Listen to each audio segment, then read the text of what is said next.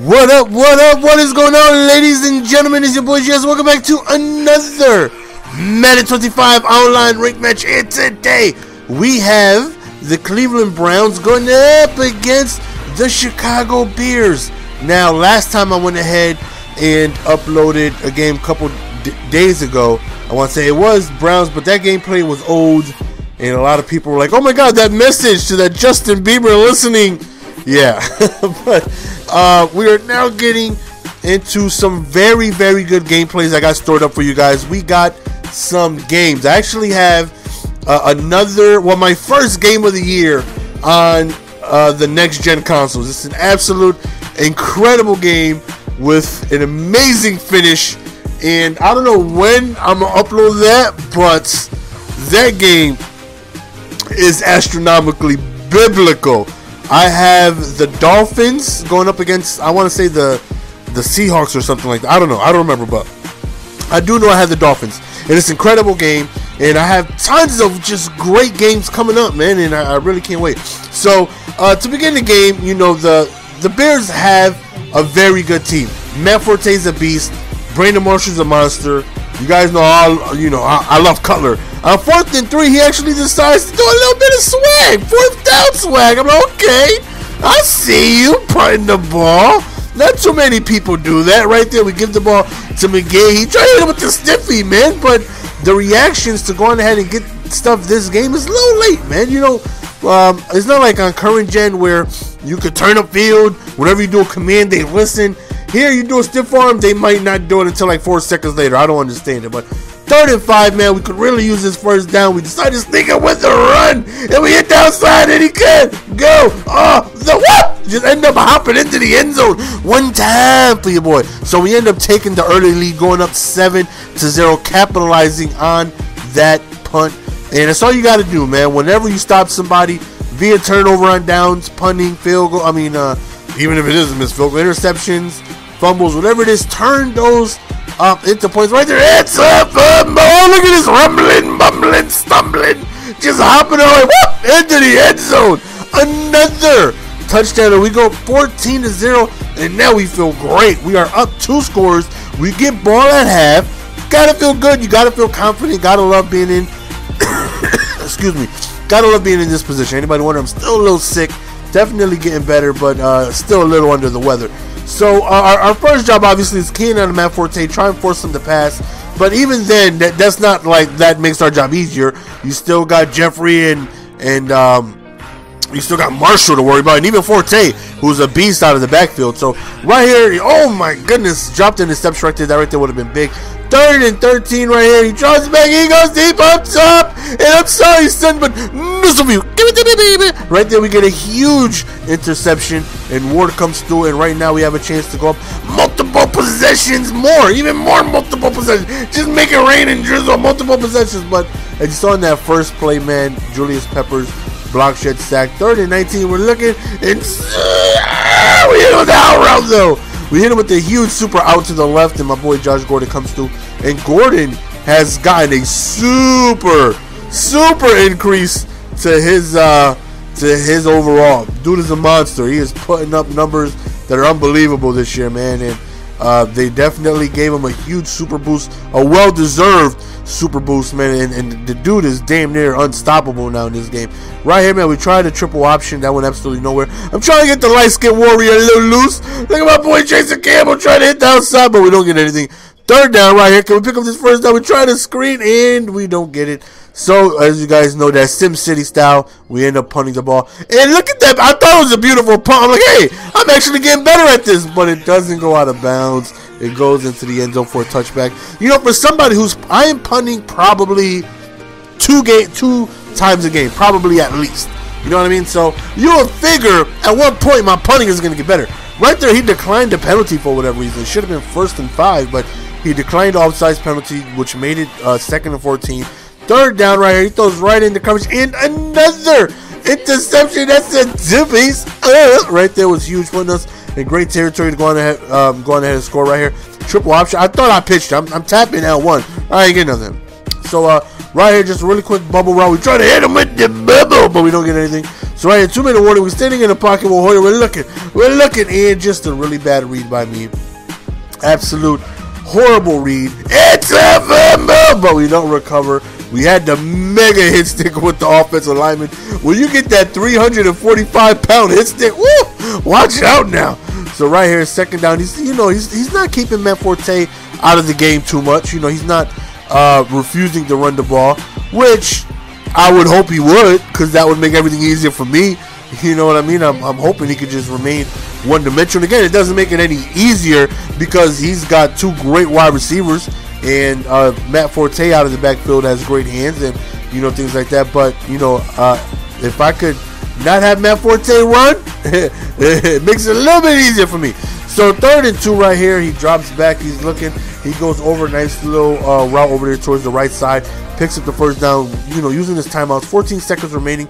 He goes over the middle and excuse me, he wastes his last time out. So instead of trying to kick a field goal, he feels like he needs touchdowns. He goes over the top and he throws his 3rd interception of the game. I made a mistake by coming out. I should have just took a knee. That was a mistake because the very next play, I'm just going to try and chuck it up. But before I could even do so, I get a block shed sack right there by Peppers. And Peppers was absolutely tearing me alive over on that right end, man.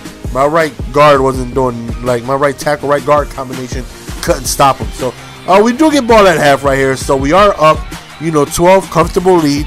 All we want to do, be able to kill clock, get in field goal range, and hopefully we can be able to do that. So, trying to establish the run some, you know what I mean? The Browns definitely don't have any dominant running back. McGahee is slow and old. They have, what's his name? Whitaker, whatever his name is. He's got some speed, but that's about it. He doesn't really have any good agility or elusiveness or anything like that. I mean, not like a McCoy or anything like that. So 3rd and 21, man. What do you think we're going to do? We're going to with this super out route, though. Keeps on playing that man-to-man, and we're making them pay for it. Hitting Best over there on the outside. Right here, Campbell, I tried to do a read option, but that went nowhere. Tried a run play right there. That went nowhere. So 3rd and forever right here, man. We're standing in the pocket. We're looking.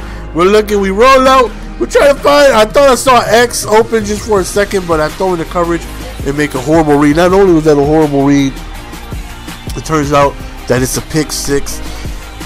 So now I'm getting a little nervous. Right now I'm one bad play away from him being able to take the lead. I'm one mistake away, him one good stance away, whatever it is, however it is you want to look at it. Glass half empty, half full, whatever way you want to put it. We need to score. We need to get in field goal range to go on ahead and get a full 1 possession lead. Field goal is going to go on ahead and put me up 8 points, which is going to force him to need a touchdown and a 2-point conversion. Now, I'm trying some screens, but screens are so tough to try and run from pistol because you don't have that much room. It's not like you're in shotgun where you're 6 yards back. Pistol, you're about 3 yards back, so 3-4 yards back. So you really don't have that much room. So as soon as I hike the ball, I'm immediately getting rushed in, and it's hard to get the screen off. Right? You see me trying it again, and I just can't get it off. I don't have enough time. So 2nd and long way, we go to the read option. Look at the light-skinned warrior, Jason Campbell. Oh, look at him fighting for first down, shrugging people off him. And we bring that into the 4th quarter right here. And we try a nice little run play with McGahee to the outside. And try to hit it with that back juke, but we don't get it. So 2nd and 1 right here. We end up going to a nice off. I love that run right there from the pistol strong out of the pistol playbook. That off tackle play is beastly. I get great runs from that. And then I also do the strong stretch, which is beast. So that's actually my base play from that playbook, as we end up hitting them with the read option up the middle and we end up getting a touchdown. That's actually my base play, which is the stretch out of the strong formation out of pistol, and I also have the off tackle play to the fullback or secondary running back, and it does work right there. You see, even though we didn't get a strip, that strip animation is back, people.